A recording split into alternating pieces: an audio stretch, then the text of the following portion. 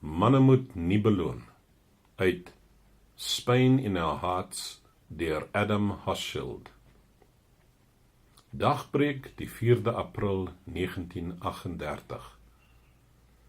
Al bewende, uitgeput en poedelnakend, het 2 gehavende swemmers uit die Ebro rivier geklim.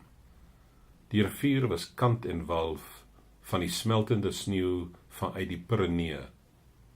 Al 2 die manne was Amerikaners. Die land is in vlamme. Vir amper 2 jaar het die weerbarstige, maar demokratiese verkose regering van die Spaanse Republiek homself verdedig teen 'n militêre opstand wat deur Francisco Franco gelei is. Hy was gerugsteun deur Nazi-Duitsland en fasistiese Italië.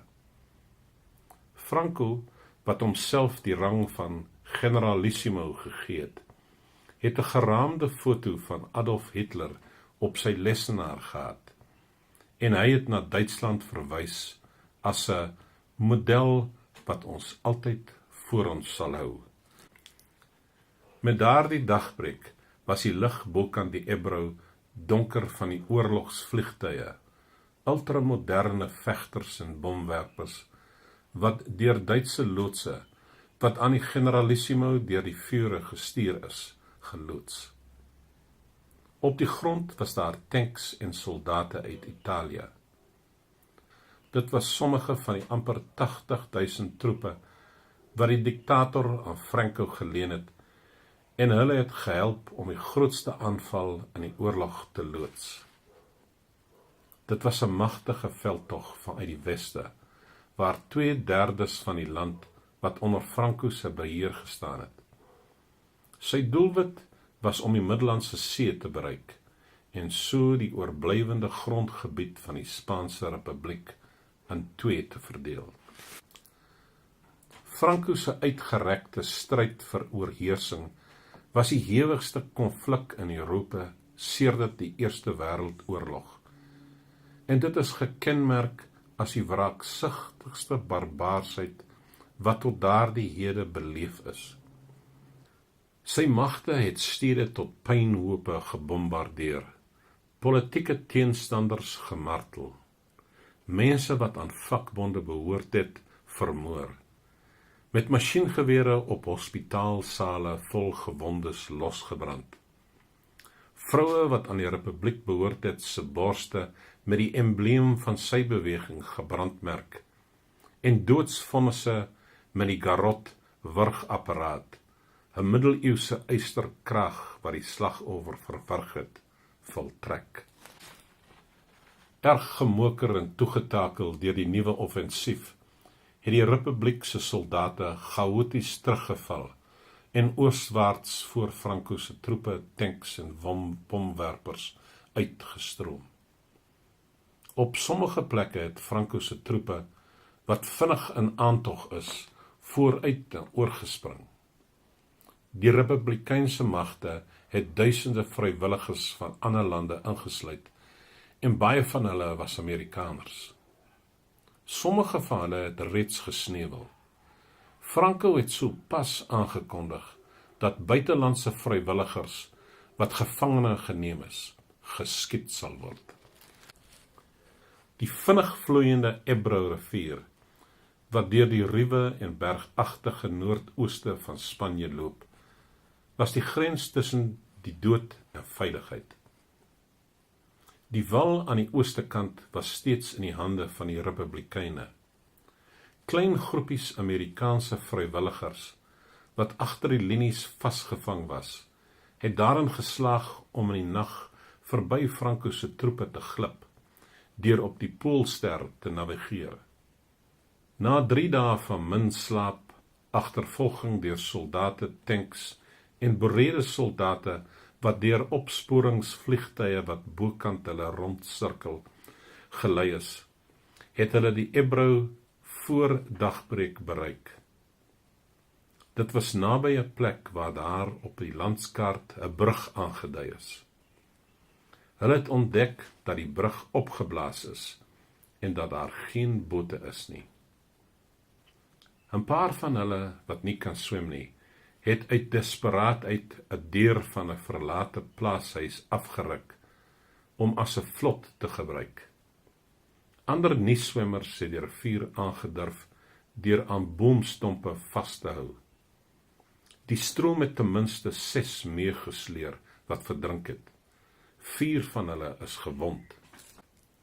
Die oorblywende 3 Amerikaners wat kon swem, het hulle skoene en al hulle klere uitgetrek en die ijskoue water binne geloop.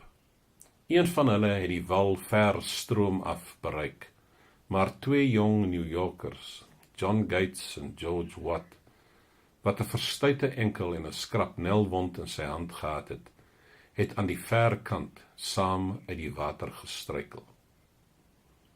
Met die breek van die dag het hulle ooswaarts geloop, met die hoop om iemand te vind, wat hulle kon vertel waar die oorblywendes van hulle eenheid mag wees. Ons loop poedelnakend en kaalvoet oor 'n eindelose stuk aarde van skerp klippe en knoetse, wat ons voete sny, het Watt onthou. Ons bewe van die koue, en ons voete bloei toe ons die hoofpad bereik. 'n Vragmotor kom met die pad aangery. Ek wonder waaraan die bestuurder dink, met die sien van 2 kaal mans wat langs die hoofweg staan. Hy gee ons 'n paar komberse en ry weg. Gates het die volgende gebeurtenis as volg onthou. Honger en uitgeput het ek gevoel ek kon nie 'n tree verder stap nie. Ons het langs die pad gaan lê, sonder enige idee wie daar sal aankom, te gedaan om te gee. Skielik het 'n kar daar aangery gekom, gestop en 2 mans het uitgeklim. In my hele lewe was daar niemand wat ooit beter gelyk het nie. Ons het mekaar omhels. In die swart 2-sitplek Matford Roadster is die New York Times se korrespondent Herbert L. Matthews en Ernest Hemingway, wat die oorlog vir die North American Newspaper Alliance gedek het. Die skrywers het ons die goeie nuus gegee van die baie vriende wat veilig is, het Gates geskryf, en ons het hulle die slegte nuus vertel van sommige wat nie veilig was nie. Hemingway en Matthews het gereeld oor die Amerikaanse vrywilligers in Spanje gerapporteer, en het party van hulle goed geken. Baie van hulle is nou vermis, sowel as Major Robert Merriman van California. Hy was die stafhoof van die 15de internasionale brigade, wat laas omtrent 10 myl terug opgemerk is, terwyl hy 'n groep soldate gelei het, wat op die punt verkeer het om deur Franco se troepe omsingel te word. Nie een van die 4 manne by die rivier het enige nuus oor sy lot gehad nie. Daar is honderde manne wat nog steeds anderkant die Ebro is, het Watt geskryf. Baie is dood. Hoeveel is gevange geneem? Ons het geen idee nie. Matthews is besig om aantekeninge te maak. Hemingway is besig om die fasciste te vervloek. Die romanskrywer se berigte windmakerstap en sy geswets was daar vir almal om te sien, hoewel sy gehoor uit net 2 nat bewende manne bestaan het, wat geen klere gedra het nie, maar slegs komberse om hulle gehad het. Terwyl hy na die oorkantste oewer van die rivier gekyk het, het Gates onthou, het Hemingway sy forse vuis geskit. Julle fascistiese bliksems het nog nie gewen nie, het hy geskree. Ons sal julle wys. Die oorlog waarin hierdie 4 Amerikaners mekaar naby 'n rivierwal so ver van die huis af raak geloop het, was 'n deurslaggewende gebeurtenis in Spanje se geskiedenis. In daardie tyd is dit ook beskou as 'n morele en politieke toetssteen, 'n wêreldoorlog in die embrio, in 'n Europa waar die wolk van fasisme vinnig oor hulle toegesak het. Min Amerikaanse vrywilligers het dit betwyfel dat hulle in die eerste gevegte betrokke was van 'n wêreldoorlog wat aan die kom was. En hulle was reg.